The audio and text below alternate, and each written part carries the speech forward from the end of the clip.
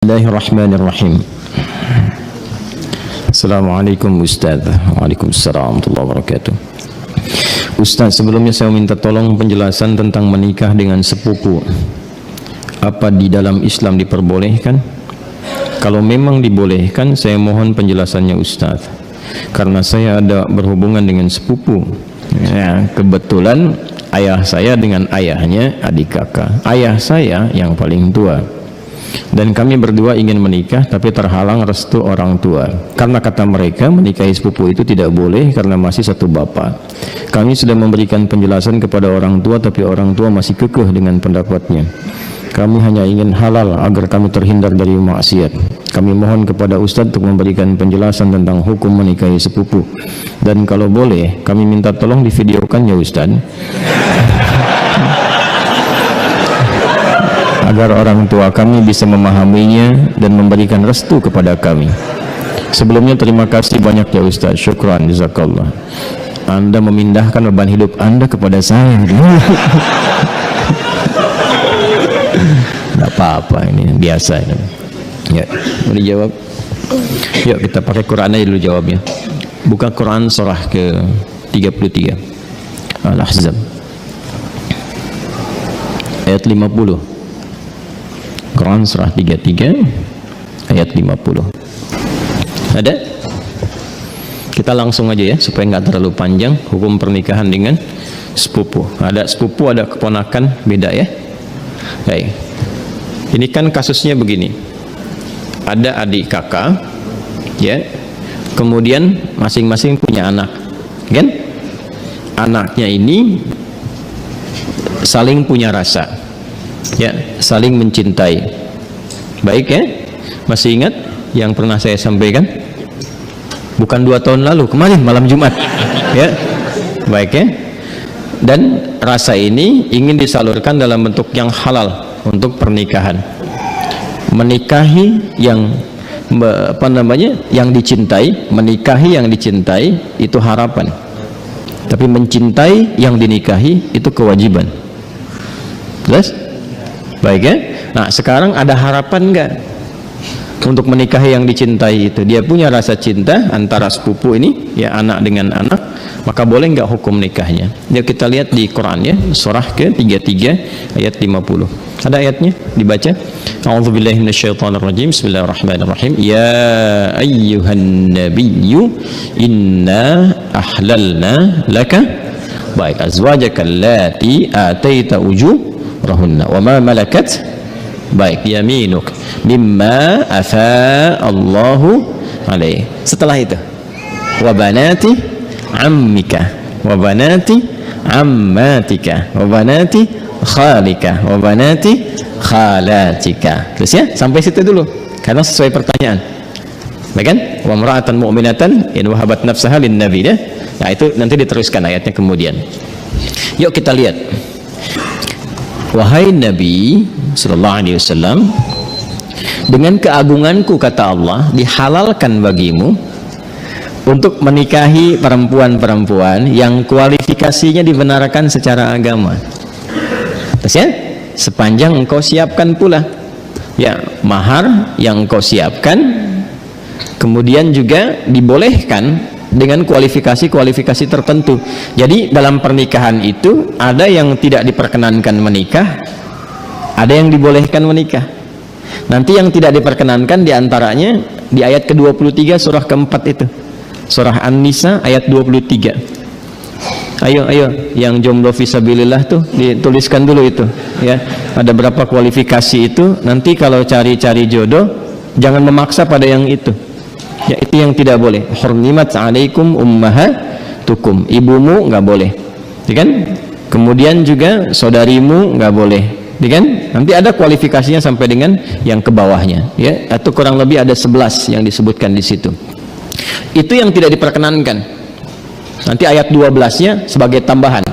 Jadi yang ayat 23 itu yang disebut dengan mahram. Ayat 24-nya istri orang. Jadi kalau sudah jadi istri orang jangan dipaksa, ya. Paham?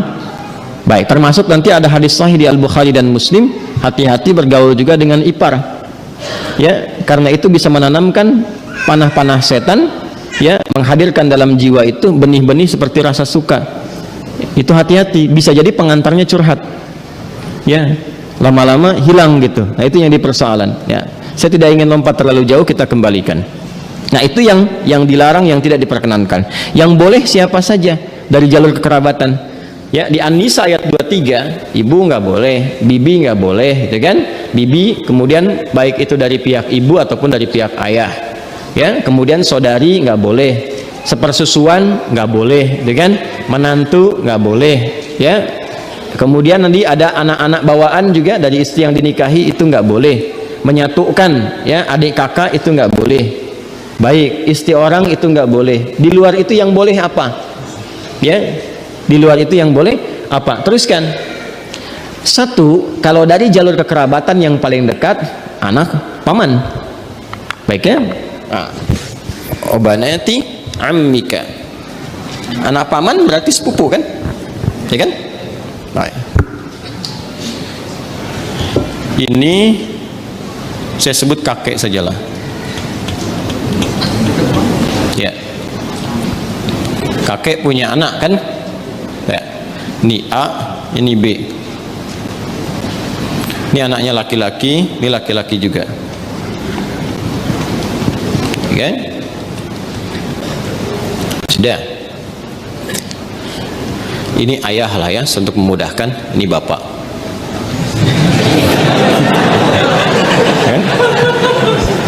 Kan punya anak kan? Berarti jadi ayah. Itu punya anak berarti bapak. A-nya apa? Ayah. B-nya bapak. Jelas? Nah, ini punya anak. Baik ya? Ini X. Yang ini ya kan? Ini Y. Baik. Yang ini perempuan Y. Yeti misalnya kan? Ya. Ini Safi. Ya. Kalau dia punya anak beberapa, misalnya Safi, Messi, misalnya siapa lagi ke bawah, misal. Ini laki-laki, ini perempuan. Nah, ini sepupuan kan? Ini kan? Ya, halo? Ini dengan ini sepupu ya? Baik. Nah, ini Yeti dengan Safi ada rasa saling mencintai. Ingat, mencintai dengan menyukai itu berbeda. Suka, semua bisa disukai, tapi tidak setiap yang disukai itu harus mencintai. Jelas ya? Baik. Sama dengan begini, tak kenal maka tak bukan ta'aruf. Ya, karena tidak harus yang dikenal itu disayangi. Anda kenal istri tetangga, apakah harus sayang padanya? Tidak kan? Paham ya? Baik, jadi kenal itu tidak harus sayang. Halo, paham? Nah, tapi kita menyukai siapapun harus suka dalam konteks kebaikan. Tapi tidak selalu yang disukai itu harus dicintai. Cinta itu diikat dengan nilai-nilai yang baik. Karena itu bagus pertanyaannya, ingin tahu rambu-rambu agama supaya tidak keluar dari nilai-nilai itu, supaya tidak masuk dalam jerat-jerat setan. Apa hukumnya kemudian kalau ini ingin menikah dengan ini? Ini ada anak paman nih. Ini kan kesini paman kan? Ya kan? Ini ada anak pamannya nih, anak pamannya. Apa hukumnya kalau saya ingin menikah dengan anak paman? Maka dijawablah kemudian di Al-Ahzab tadi di ayat yang ke-50. Wa banati ammika wa banati ammatika. Ya, wa banati khalika wa banati khalatika. Am itu paman dari ayah. Khal paman dari ibu. Ammah, ammatun, ya, itu bibi dari ayah.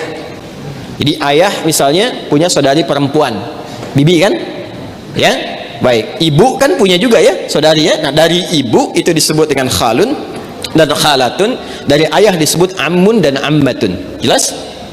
Baik. Jadi hukumnya kalau ingin menikah antar sepupu boleh-boleh saja karena ini bukan mahram. Ya. Jelas? Sampai sini boleh. Kalau ditanya apakah boleh menikah antar sepupu, boleh. Sepanjang tidak ada sebab-sebab lain yang mengharamkan itu. Apa sebab-sebab yang lain? Ini hukum asalnya boleh. Tapi nanti ada sebab-sebab lain yang menjadikan terlarang. Misal, ini hukum asal boleh, tapi ternyata ibunya Safi misalnya, saat Safi lahir ASINya macet, maka minta kepada ibunya Yeti untuk bisa di-share ASINya, ya kan? Kalau ini kemudian mendapatkan ASI yang sama dari ibunya Yeti, ya, di sini ada ibu misalnya, jadi saudari atau saudara sepersusuan. Dia walaupun sama-sama sepupu, tidak menjadikan keduanya boleh menikah karena ada hubungan mahram birradha'ah. Tapi kalau di luar itu aman misalnya, bukan saudara atau saudari sepersusuan dan tidak ada faktor-faktor lain yang menjadikan ini terhambat, maka boleh-boleh saja, tidak ada masalah di situ. Jelas? Sekalipun ada kebolehan, tapi tetap ditempuh dengan cara yang terhormat. Ya, jadi tidak boleh misalnya kawin lari, capek sambil lari nikah gitu kan?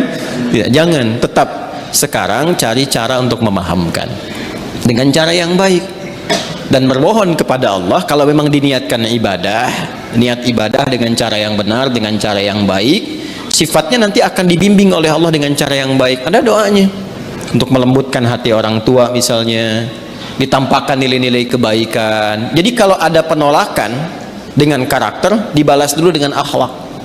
Biasanya akhlak itu melembutkan hati.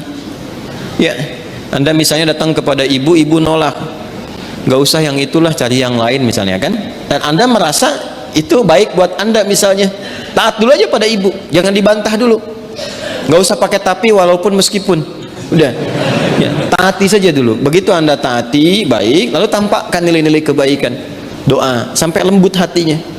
Ya, demikian calon pasangan juga nanti mendoakan juga, memberikan akhlak yang baik. Ketika kelembutan itu ada, maka cara kita kemudian berkomunikasi akan berbeda dan hasilnya tidak sama dengan yang pertama. Paham sampai sini? Baik. Jadi jangan bergantung ya yang bertanya pada video ini untuk dibawa kepada orang tua. Ya. Ini jawaban Ustadz Adi misalnya, tidak ya. Bagi saya tetap hukum aja yang didahulukan. Ini hukumnya boleh, tapi akhlak itu yang diutamakan. Paham sampai sini? Baik. Nah, supaya tidak keliru memahami, kalau kita teruskan, itu ada kalimat khalisatan laka min dunil mu'minin. Ada kekhususan untukmu. Teruskan ayatnya deh, teruskan ayatnya. Yang berlaku khusus selain bagi orang-orang beriman yang lain dari kalangan umatmu. Itu yang dimaksudkan itu yang sebelum ayat itu, yaitu setiap perempuan yang menyerahkan dirinya untuk dinikahi. Itu kekhususan bagi Nabi Sallallahu Alaihi Wasallam. Ya, jadi ada sifat yang spesial bagi Nabi ketika berhijrah. Ada di antara sahabat-sahabat mulia beliau itu yang kemudian meninggal dunia, meninggalkan anak-anaknya, ada istri dan keluarganya. Ya, kemudian Nabi diperintahkan oleh Allah Subhanahu Wa Taala bagi perempuan-perempuan tertentu khusus, jika Nabi meridainya, akhlaknya, kemuliaannya, kebaikannya, support untuk dakwahnya, dan dia datang untuk menyerahkan dirinya untuk dinikahi, boleh-boleh saja, silahkan gitu kan. Atau perempuan-perempuan umum, dalam arti bukan yang telah bersuami ditinggal, meninggal dunia ya, yang masih status single dan sebagainya, yang Nabi ridai kualifikasinya, boleh dinikahi. Sedangkan dalam standarnya kan mesti ada wali kan. Nah, kalau bagi Nabi itu khusus ya, bagi Nabi khusus, tidak berlaku umum. Jadi nanti harus pandai baca-baca ayat. Ada yang khusus untuk Nabi, ada yang umum berlaku untuk umatnya. Di ayat ini ada dua kualifikasi. Ada yang umum sifatnya seperti menikah antar sepupu itu, ada yang khusus sifatnya seperti perempuan yang datang sendirinya untuk minta dinikahi. Jadi nggak boleh misalnya ada ustadz, ada dari akhwat datang, ustadz silahkan nikahi saya ya, misalnya kan tuh. Walinya mana? Nggak apa-apa, saya jadikan Allah sebagai wali saya. Dia, nah itu nggak boleh. Paham ya? Itu nggak boleh hukumnya. Jelas? Nah, itu diantara yang ditemukan. Nah, karena ini ada kisah kenapa ayat ini turun. Salah satunya kisah Sayyidah Maimunah Al-Ansariyah. Ya, ada kisah menyebutkan demikian. Ada kisah menyatakan Zainab Al-Ansariyah datang kepada Nabi Sallallahu Alaihi Wasallam, menyerahkan diri beliau untuk dinikahi. Jika memang ada nilai-nilai kebaikan yang bisa disupportkan untuk dakwah Nabi, maka direspon dengan turunnya ayat ini. Itu yang disebutkan oleh Imam Ibnu Jarir At-Tabari dalam tafsirnya, ya, apa namanya, tafsir At-Tabari atau Jami' Al-Quran di jilid yang ke-12 halaman 29.